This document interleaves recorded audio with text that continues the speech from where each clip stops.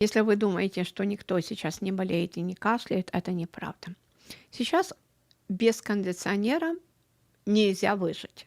Мы просто задохнемся, не правда ли? А кондиционер, он имеет как хорошее действие, так и плохое. Вот смотрите, я ходила, например, покупки делать или что-то делала в аптечном отделе, жарко мне.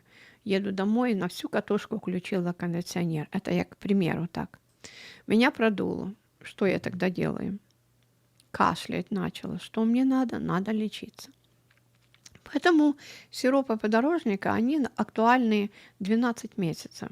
И они очень полезны. Сок и настой листьев подорожника – прекрасное отхаркивающее средство.